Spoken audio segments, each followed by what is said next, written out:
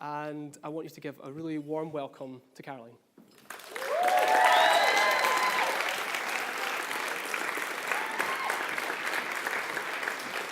Thank you. Thanks. You're welcome. This has just ruined my opening question, okay? So we'll pretend that that didn't happen. So let's pretend Chris has not been here for the last 2 minutes. So the question is, how do you feel about the charity sector? Tell me. Too many of them. Too many of them? Too many charities. Okay. Anyone else? Distrust. Distrust? Overwhelmed? Why? Okay, don't know which one to choose. Anything else? The fact that they keep coming back asking for more and more. Okay. Don't know where the money is going. Yep. You don't know how much money they actually get. Okay. Yep. Interruption. Sorry. Interruption. Yep. Stop on the street and Yep. As a business person, they're always asking you to do things for free. This is true. So a recent survey was done from 1,500 people about trust in 24 different organisations. So the BBC, police, NHS, the army, schools. The armed forces came out as number 1. They trust the armed forces the most. Politicians, unsurprisingly, came out last. And charities went from number 3 down to number 8, which is sobering statistics for anyone in the sector. This is Anika, and Anika lives in India, and her and her family beg on the streets every single day. Anika is 4 years old, and she is the main breadwinner of that family. So imagine what would happen if the sector was to spiral further. Charities are needed in the UK because the government can't cope with the number of issues that are happening. So there are 185,000 charities in the UK, approximately, today. How many of those do you think provide open and honest and transparent information on their websites, percentage-wise? Yeah, less than 10% of those charities provide any information that would give you comfort about where that money has gone. A lot of charities are very good at telling a story, but they tell the middle bit. So imagine Cinderella. So Cinderella was bullied by her sisters. That's what a lot of charities tell you. What they don't tell you is what happened at the start, and that Cinderella went on to get her Prince Charming. And that's what we need to be better at in the sector, is telling stories. This is a fantastic example. It's a Scottish charity. I don't know if anyone's heard of it, called Mary's Meals. And they provide one school meal every day for children living out in Africa, in the Caribbean, in Latin America. And they are one of the most transparent charities that I've seen in the UK. They actually put up the salaries of every single person that's ever worked with them. They put up the financials, the accounts. They tell you exactly where their money goes. They're a fantastic example. Another of my favourites in the US is Charity Water.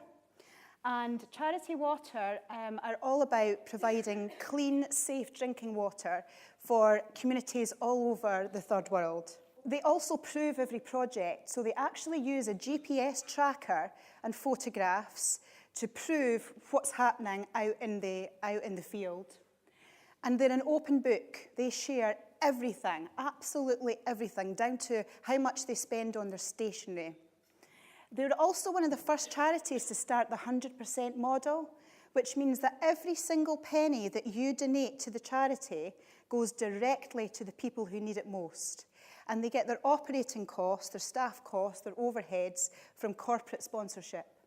So you can be assured that every single penny goes direct to the people who need it most.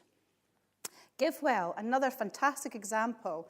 So GiveWell actually put on their website all their shortcomings.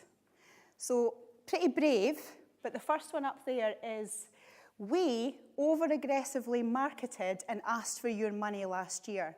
And do you know what? It doesn't sit well with us. And they have openly talked about that.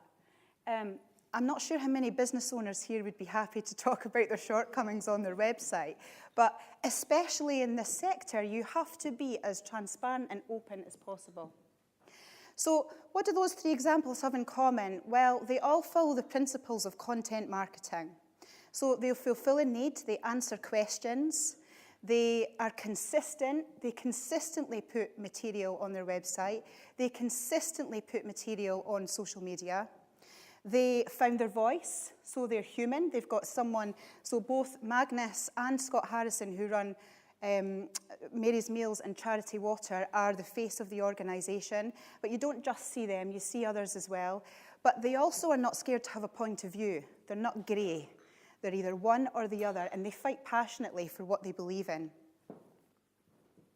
So when I first heard about content marketing, this is actually me. This is how I felt. So Chris would bang on about this content marketing thing, and I was like, I don't know what it is. It's not for me. It's too scary. It's not my thing. Stop annoying me, Chris. I'm not coming to your master classes. And then I finally did. And I started to read a bit more. I reckon I've read most of the books that are in that bookshelf over there in the last sort of 2.5 years. I did go to the masterclass. I did learn. I learned from the best. I worked with some fantastic people in this room, and it's made a huge difference to me and what I'm doing. So what I decided I wanted to do was to educate. So to educate people in the sector, to help them allow their charities to become more effective. I wanted to entertain, and I wanted to empower them, so give them some call to actions. So my audience are charity trustees. So in the UK, if there's 185,000 charities, each one of those needs a minimum of 3 trustees to govern them. So there's 555,000, roughly, trustees in the UK. There's probably a lot more than that, because some have 10 on their boards. And that's who I decided my audience was. I set up Charity Peaks, which is a learning centre for trustees and senior managers. And I decided to create a 5-day to absolute transparency free email course. It took me a long time, and Julie Christie was very patient with me around the technical aspects of how to make it all flow. And that was the first thing I did around the education piece and empowerment, getting them to do something. Start thinking about how to be more transparent in your organisation. I started blogging, I started writing about how to run an effective board meeting, how to govern your charity, and I started a podcast for a bit of fun, really. And I interview people from the sector to find out what their challenges are and how they overcome them. I also do work with the Dundee International Women's Centre, and when I first started there 2 years ago, they had a 1-page static website. You know the one-pager that you can't click on anything, it doesn't really go anywhere. And over time, Parvin and I don't know where Parvin is, she's here somewhere, but Parvin and I created over 150 pages of content on the International Women's Centre's website, and as a result of that, we got so much more engagement. But there was nothing before. We started creating content. It took us a long time. It was quite painful. But then it started happening. People were contacting us, and this is the International Women's Centre, and talking about, can I come to your services? Can I use your centre? We've found everything that we need to know about what you do on your website. Now we're here. We just want to turn up. And the best one was when a funder actually approached the International Women's Centre and said, I've read all about you. Do you need money? Now, believe you me, that never happens. Never. That was a one-off. And for Charity Peaks, people started asking questions about how to be more transparent. Could I help them? Could I coach them? Could I provide some consultancy? They started coming on my workshops, and they're asking when the online stuff's going to be available. So for me, it took a long time. Don't take as long as me.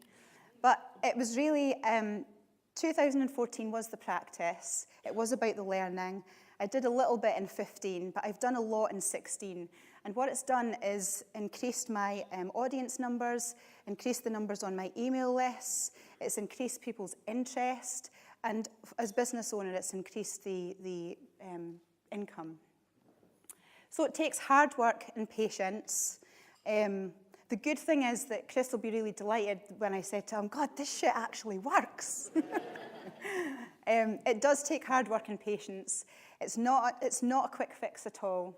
But definitely in my sector, in the non-profit sector, content marketing builds trust, and it can do in your own organisations. It is just about being as open and transparent and letting them see you so that they know, like, and trust you enough to buy from you. So somebody once said to me, we're not here for a long time, we're here for a good time. But I think content marketing, you need to be in it for the long time to get the good times. Thank you.